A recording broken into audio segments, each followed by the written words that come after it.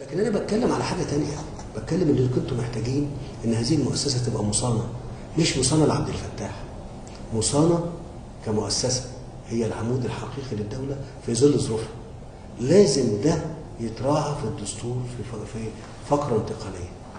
هذا الدستور بيقول ان هذه المؤسسه في دورها الوطني وحاله الدوله المصريه خلال ده فكر استراتيجي يا جماعه اللي بنتكلم فيه، ده علم، مش كلام يعني ايه، مش فكاكه.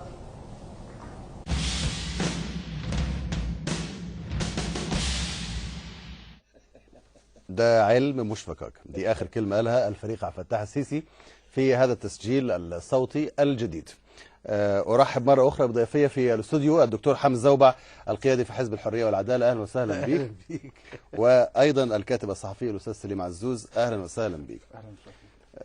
دكتور حمزه، انت لما كنا بنتكلم على عباس في المره اللي فاتت قلت المساله بهوات. صحيح. بعد الفكاكه بقى المساله وصلت لفين؟ بهوات جدا. بهوات جدا جدا جدا. لا يعني الحقيقه انا سمعت خبر ان باسم يوسف مش هيطلع هوا النهارده. هو ما طلعش بالفعل. ما طلعش.